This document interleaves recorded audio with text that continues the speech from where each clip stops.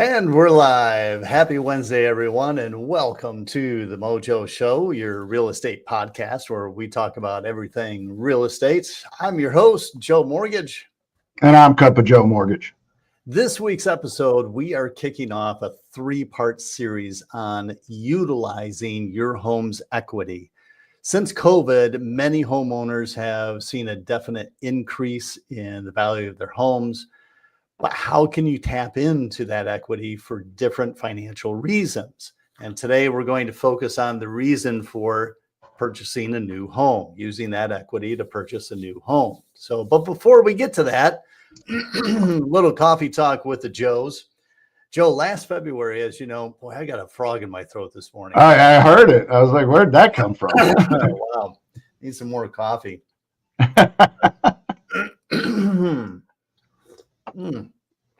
Hey, there you go. As a lot of you know, I got married and went on a honeymoon. My wife and I went to Cabo, Mexico. Okay. Loved it. It was amazing. It's the second time I've ever been in Cabo. I love it. Highly recommend it to anyone. With that in mind, let me ask you, if money was no problem, no object, right? No, not staying in the way, because that was a great vacation site. I'm sure you've been to some wonderful ones, you and the wife as well. If you were able to buy a vacation home, number one, what would it be? What kind of home would it be? And where would it be, more importantly? All right. So if you're asking me my Yes. spot, or if you're asking where I need to say, because my wife was going to listen to the show possibly later, and she's going to be like, that's not what we would ever talk about. Okay, so give me both. Give me yours and give me hers. All right, because I want to know what Carrie would say to you, so that way we can, figure that out. And hopefully I did say your wife's name correctly on that. Yes, you did. I apologize. Okay, I was like, for some reason my mind went blank. You have a horse throat, I have a mind blank. So for me, I want to be probably somewhere in Montana, kind of have some land, some hunting spot. I love the area up there, especially where my friend Justin Krieger, him, used to work with us. His parents and family have spot up in Winifred, Montana. Beautiful country. I would love to have that. Now, for my wife, it would either be in Italy somewhere, or it would be on a beach somewhere. Okay. She wants some more tropical thing, but she loved Italy when she went and did that. So, kind of going back to that, if money wasn't an object, that would also be a vacation place that I would love to take her to again. So now for you, what is yours? And by the way, Italy, I loved Italy. It was fantastic. It's amazing. The food over there is amazing. The people are amazing in that. And for those of you listening in, where would you have your vacation home, right? Where would you? I mean, if there was no, put that in the comments. Please do. Now for us, actually, I think Carrie would agree with your wife, right? Something Caribbean or Italy. I think it is what she would want. Carrie, if you're listening in, you're more than welcome to, I know you're working right now, but, you're welcome to chime in. For me, it'd have to be something Caribbean, in the Caribbean, Mexico or Caribbean, that area. I know my brother-in-law has a timeshare in Cabo, I believe it is, or his family does. And that would be so cool because I love Cabo. That's where my aunt goes to Cabo. She's probably going next week, I think, for 7 days or so. They go there. They have a timeshare out there. So she absolutely loves it. I've been once with the work trip. Tina and I loved it out there too. But Tina would say Costa Rica, to tell you the truth. That's where she would say she would want a place. Costa Rica. Okay. Look at that. We've got a comment here from Lucy, one of my favorites down here. Hey, I'm gonna give a real quick shout out before Lucy. I apologize. So Wyatt Childs is calling me. Wyatt he's he just graduated from Argyle High School. Thank you, Wyatt, for listening, because I know that's why you're calling me. I cannot answer the call right now, buddy. Well, Lucy, again, thank you, Lucy, for watching and chiming in. It depends on if I'm intending on making money for it or just spending money to spend it. That's a good point. That's a good point. And I think, Lucy, for me, I would want it to be a place that I could, put it as a Verbo or Airbnb for most of the year. And then, of course, a couple of weeks or a month or so of the year, I enjoy it. So yes. A month or so. You mean like 2 or 3, because if money's not an issue, then well, you're not working as much. Right. Yeah, here I'm thinking money's an issue. Okay, so Lucy, if it's intended on not making money, let's say it's not making money, it's for you and your family, right, to be able to go and vacation somewhere every year, what would that place be? What would that place be? I want to hear about that. Now, speaking of second homes, let's talk about how to use your current home to help make that happen, which is the main subject of today's show, is tapping into the equity that you have of your current home, because so many Americans do have a lot of equity in their home right now. And by the way, let me jump back real quick. Lucy, because she answered Sicily, Italy. Yes, I agree. There you go. Yes, Italy is just amazing. So, although I'm surprised, Lucy, that you didn't say Hawaii, because I know you love going to Hawaii. But anyways, love that. Well, Joe, I'm gonna interrupt you for a second, because we're talking about equity, right? Homes equity. I want, if you're listening right now, put it in the chat. What does home equity mean to you? Like, do you know what home equity is, or do you know what equity is in your home? If somebody can answer that, we'd love to see that in the comments. I know we're going to talk about it, but I want to see it in the comments too, as we're going through this. So back to you, Joe. No. Thank you for the handoff. So I was watching the news earlier. It makes it easier if I just say back to you. Back to you. Good technique. I love it. We have to use that more often. Yeah. I wonder what our wives would think if we started doing that with them. And back to you. I'm not going to try that one. No. That's funny. So home equity, let's talk about home equity first. Not only what it is, but how it has increased over the past 5 years. It has increased dramatically. I'm talking almost 50%. I've got an article here that it is showing from, from 2019 to 2024, it has increased 55% home values, 55%. Now it's also saying from 2020, February 2020 to February 2025, it's increased 45.3%, right? And since 2020 to 2025. Now, just to kind of help illustrate this, I've got a graph here that I pulled from the website, and they're pulling all of this from, let me just double check here, FHFA House Pricing Index. Okay. So let's pull this up and take a look real quick here. They're showing from 2014, the price index of homes at the end of Q4. Where is this based out of? Is this just nationwide, Joe? Nationwide, just making sure. Nationwide, okay. Nationwide, right? So obviously it can be different in different regions and stuff. But look at this jump that's starting. I mean, it's pretty average from 2014 to 2020. It's pretty average. But look at how this jump from 2020 till 2024. Look at that jump. That's a huge jump. This brings up back, this chart here shows a lot about what we've talked about in past shows, right? Is it the right time to buy? Is it this or is it that?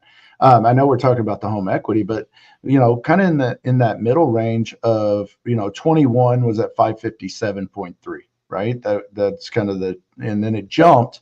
Well, the 2021 rates were still pretty good, but remember in 2022 March, everything just shotgunned up. Well, if you waited from 22 to 24, look at what you lost in the equity. Yeah. If you waited to buy. And that's, kind of going back to what we talked about. And Joe, we started the show in 23, right? So was it 23? We did. Yeah. November of 23 was our first episode. So think about it in that term. you already lost out just from the time we started doing the show and talking about it. The increase still in that price index and things that are there. Yeah, You absolutely. would have bought back then. You would have still had equity in that house, is what we're talking about. So back to what you're going with. But that this chart just is amazing what it shows. So basically, anyone, and I bring this up because with today's show, we're and the next two shows, the 3-part series on utilizing your home's equity. This is why we bring this up, because so many Americans have a lot of equity in their home. Why? Because you either bought before COVID or probably during COVID, at 2020 to 2022 or 23, in that range, right? 2020 to 2022, probably in that. Why? Because interest rates are so low. If you didn't, then you owned a home before 2020 and you probably refinanced it to get that low interest rate, and you're probably still hanging on to it, which means you have probably a good 50% equity, 40 to 50% equity in your home in a lot of cases, right? Depending upon different regions and stuff. So here's all that equity. What can you do with it though?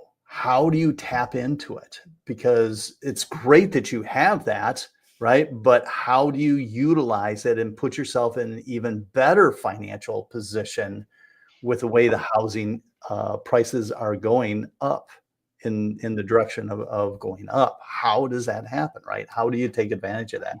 We've come together today with two different scenarios, right? We'll kind of, scenario A and scenario B, if you will.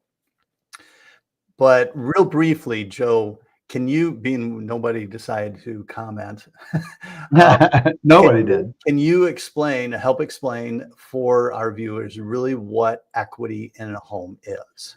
So this is where we've talked about wealth building and growing your wealth over time by being a homeowner. So the equity in your home is basically what your home is worth, what you could sell it for, okay, or appraise for, because and I'll talk about that briefly here in a second, versus what you owe on it. Anything in between, that is your equity. So for easy math, if you have a house that's worth $500,000 and you owe $350,000, you have $150,000 worth of equity. Right. Did I do the math correct on that, Joe, in my head? You are correct, sir. That's why I'm in mortgage. But so it's the equity that's there. Well, when you bought your house, like a perfect example on this chart, if you bought a house in 2016 for $380,000 roughly, right? Because that's kind of what they were saying. That house today would be worth close to $700,000 or right at $700,000. Well, if you did not take out more money on that house, let's say you didn't even refinance it, you kept it in the 4.25, 4.75 range, because that's probably where we were at in 2016. If you kept that same interest rate and everything else, you would probably owe on that house, depending on how much you put down. But let's say you owe $300,000 on that house at this time. Let's say you only paid off you have $80,000 difference in what you bought it for and what you owe. Well, if that same house is worth $700,000, you have $400,000 worth of equity. That it's not liquid, but it is your asset, and as long as you keep making your payments, you get to keep that equity. But that's what we're talking about, is the difference there. Joe, did I define that in the way that you wanted me to? Yes. Put it quite simply, yes. And that's a great example, I think, for everyone on this. But and want to talk, in regards to different ways of being able to utilize this, though, right? Yep. So the first scenario that we have, scenario A, we'll say, is in being able to tap into that equity to be able to buy an investment property, whether it's a short-term or long-term. Short-term, I'm meaning as far as like an Airbnb, or perhaps a long-term as far as a long-term rental, 12-month or more lease agreement that you have with your renter. Right. So let me take this chart down actually real quick here. So how do we utilize that? How do we tap into that equity to be able to pull money out, the money in our home, that equity? How do we pull that out to be able to use it as the down payment closing cost on the next property or the investment property. Right. So to do that, one of the tools that everyone has available to them is what's called a home equity loan. Now, there's two different types, right? There's a home equity loan, which we call a closed-end second, and then there's also an open-ended one, known more as a HELOC. HELOC stands for Home Equity Line of Credit, right? I think both Joe and I would agree. I mean, depending upon your situation and what your goals are in that, the closed end second is probably going to be a better scenario or tool to use in this particular situation. Wouldn't you agree, Joe? So yes, the short answer is yes, and I'm going to say why. I was kind of hesitant on saying it. A closed-ended second, if you know you're going to pull out the money and you know exactly what you're going to use it for, and you know when you're going to use it, a closed-ended second is a better deal because the rates are better, they're fixed, and you have a true term. And that's why we call it closed-ended, is because at the end of that term, it's paid off. Right. So that's why I would say, if you know all that, that's the best way, because you get the lower payment, you have the lower interest rate on those type of loans than you would on the open line of credit, as you're talking about. The reason I was hesitant is because if you're using your equities home for investment purposes and you don't know exactly how much you're going to put down on this house or how much the renovations are going to be, and things like that, if you're buying it as an investment property purpose, a line of credit for that situation, if you're truly utilizing it as a business and an ongoing process, might be better, because you maybe are fixing that house up to sell it, then you can pay off that line of credit. So it depends. Long-term rentals, I kind of like the closed-ended, because then I'm buying this, I know I'm going to hold on to it, and I just need the money for the down payment, whatever. So that's kind of why I answered it the way I did. But you talked about the two options. A home equity loan also, just so people know, can be a full refinance and cash out. In the state of Texas, is considered a home equity loan, to do that. But one of the things, Joe, is I get this a lot from clients, and I bet people that are listening right now would put it in the comments if they would type in there and help us with some things to talk about. But I have a really low interest rate on my first. Yes. I don't want to pull equity out of my house. That's what Joe and I are talking about today, is you don't have to touch your first. Right. That's why there's a second, and a line of credit is a second. So your first and that really low interest rate is great. Leave it alone if you want to, right? If it's benefiting you, right? So that's kind of mine. The other one on the second, we're talking about, there's two options. The reason I like the closed-ended second is if you're doing debt consolidation. Okay. If you're, in one of the episodes here, we will. So that's when you're pulling out the equity to do that. But buying a house, I like the closed-ended if I know the exact house and the amount that I'm going to need and all that stuff. I like the closed-ended for the rate. I think you bring up a good point that I didn't put into the equation, and that's if you're going to have to do renovations. If you're going to have to do renovations, then you probably want more of a HELOC, an open-ended. And folks, the difference essentially in as far as a closed-ended and an open-ended, what we're talking about, that may be kind of foreign terms to you. So think of a HELOC, home equity line of credit. Think of that as an open-ended. Why do we call it open-ended? Because it acts like a credit card. It's open-ended. You can take money out, you can put money back in, and you can take money back out and put it back in, back and forth, back. So it's open to go back and forth. A closed end is going to be, let's say that you take 50,000 out. Well, they're going to give you 50,000 in a lump sum, and that's it. There's no more. Even if you pay it down, let's say you pay down 10,000 and you want to take more out. Sorry, but you can't. That's closed, right? So that's the difference between a closed end and an open-ended. So if you're going to be taking money back and forth, or little bits here and there, maybe 5,000 here or 2,000 there, as far as renovations, Joe, I think you brought up a great point when it comes to renovations. You may want to utilize more of a HELOC, an open-ended. Yeah, and kind of going to the point of what we said in that question, where would we want a vacation, or where would you have a vacation place? Using the equity of your house with a closed-ended or even an open-ended, depending on what you're going to do, that's what we're saying is you can build more wealth by taking equity out of your house to buy another one, and maybe not take it out of the market if the market's doing really good for you. Maybe not take a loan against your 401k, because the interest on that second, guess what? You get to write it off. Yep. Where, if you take out a 401k loan, yeah, it comes out of your check, pre-tax, blah, blah, blah, but it's not actually a tax write-off in the purpose against the income that you're having to show to the IRS. Right. So, I like both of those, because your HELOC is also, tax deductible if you qualify for these tax deductions. For just the disclaimer, please talk to a tax person. But put that disclaimer in there, please. Yeah, that little one. But I think that is a good way of doing it. But if you're let's say, Joe, what if I want to buy a new primary? Oh, yeah. And I don't want to sell my house because I've got 2 big dogs, I've got kids, I've got a house full of stuff.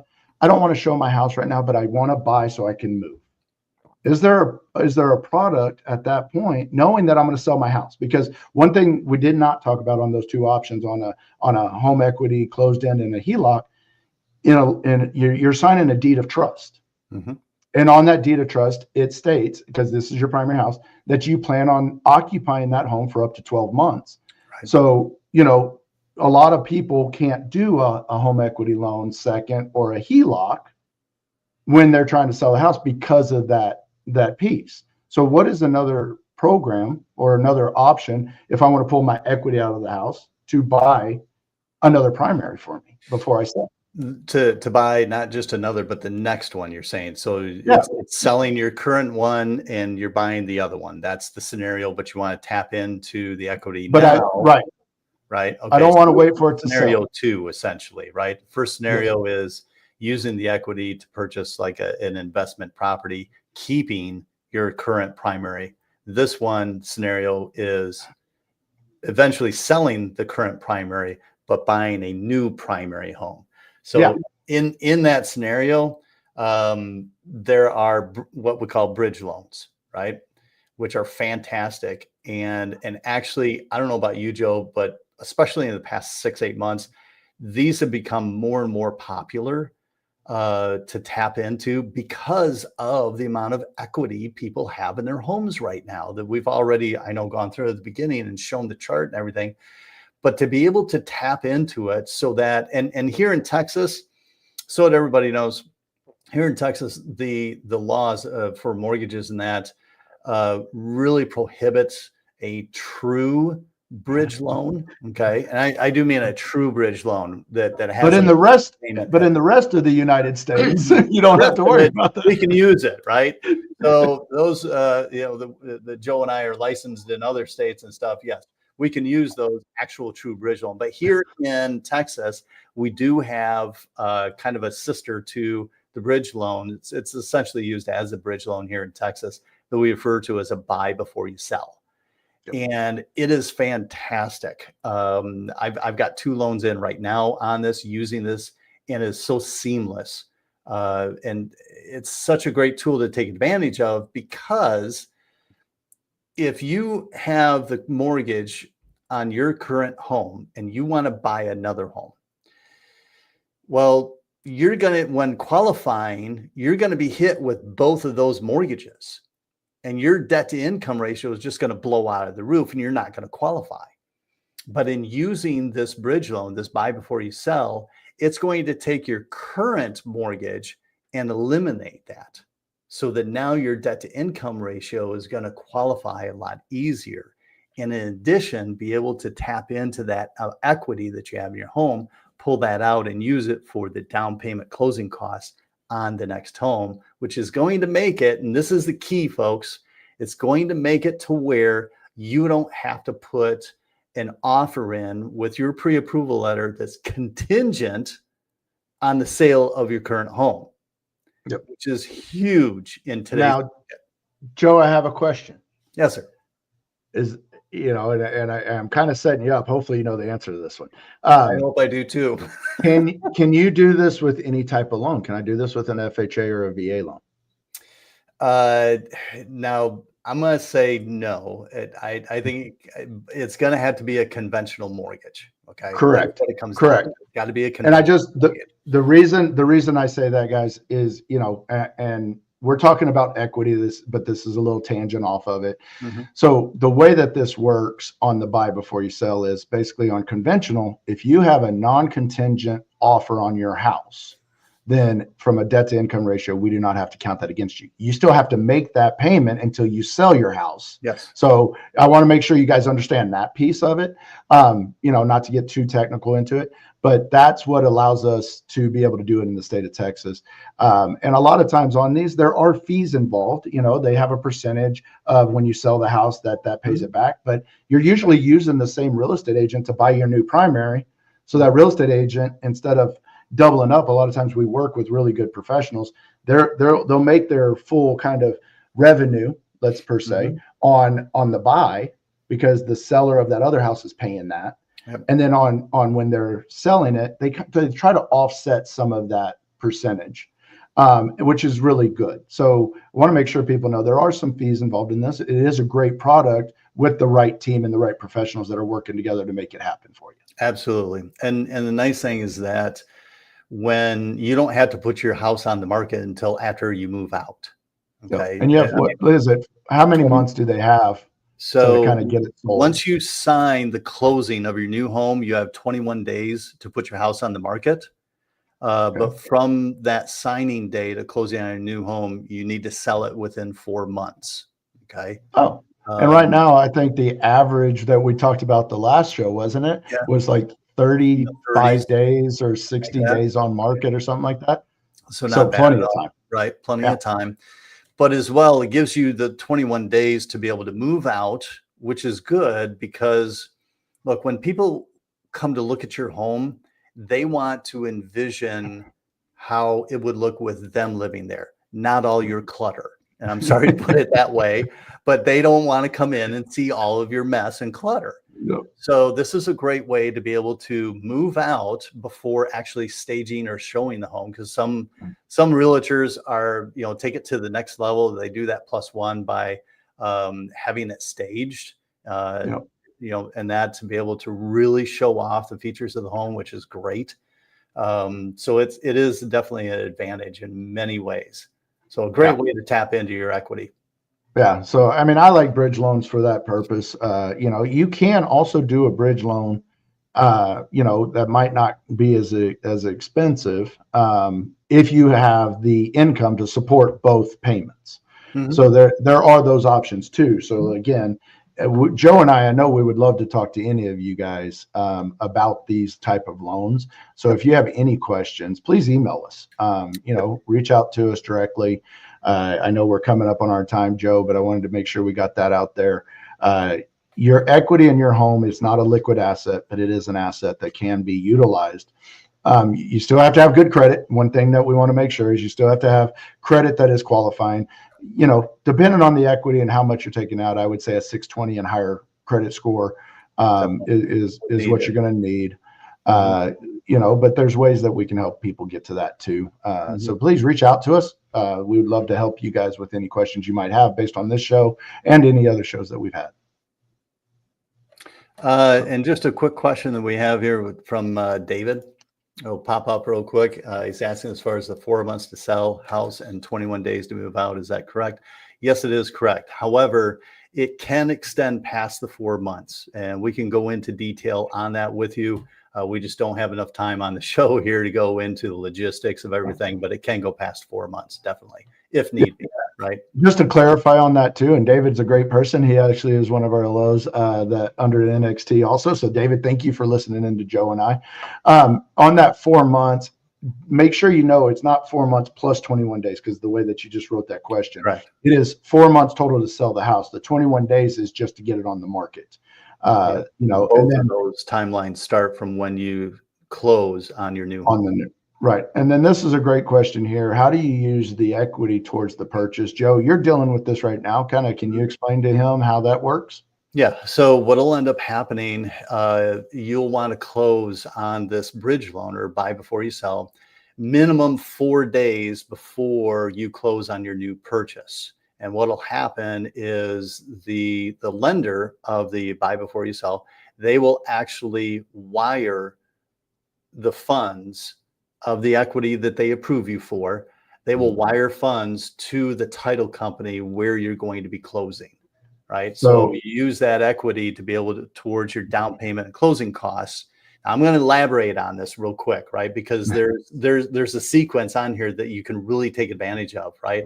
So let's say that let's say you've got a home that you're going to sell for $500,000, right? 500,000, and you're able to tap into 200,000 of it.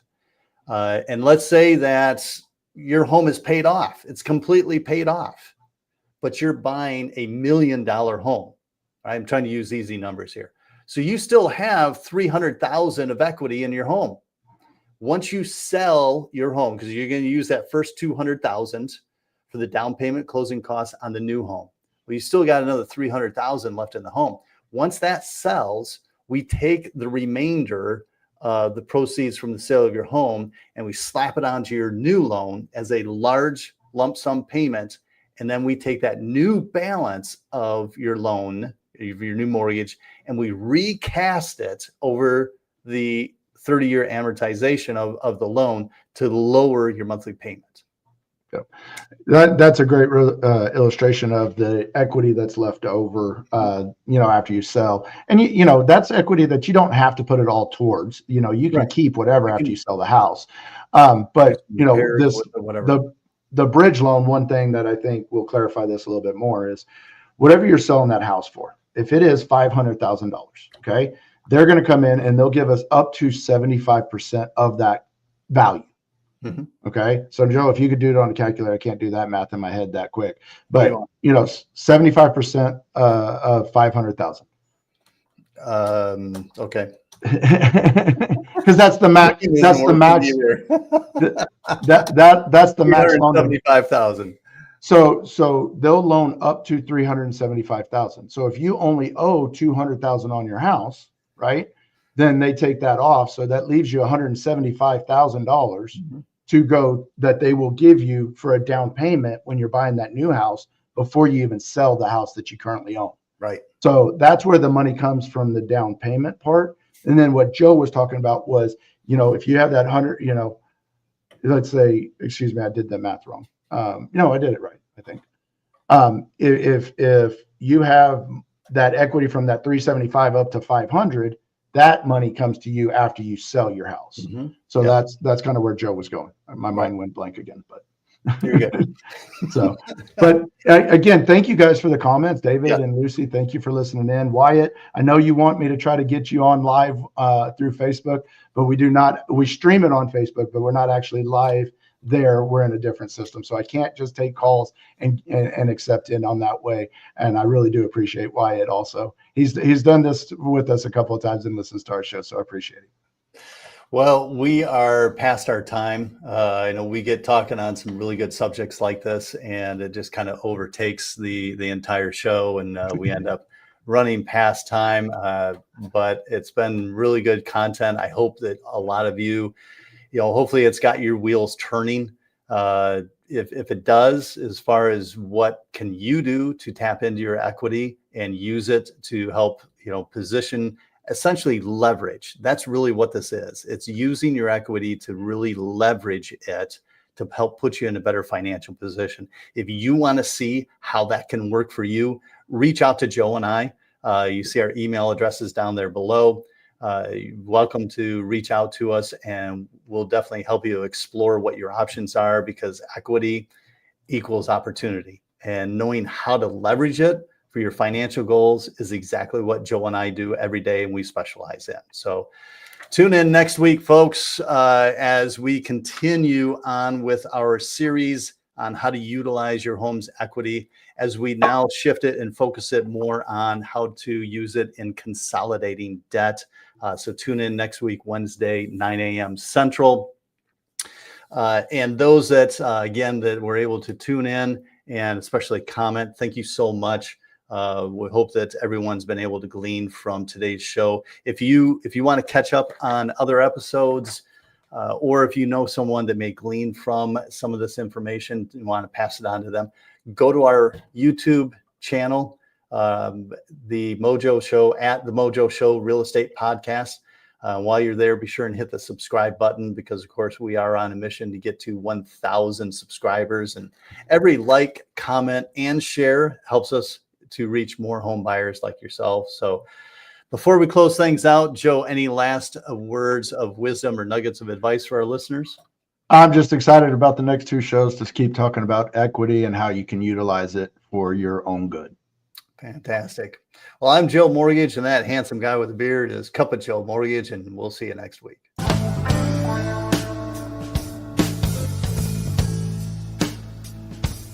Mr.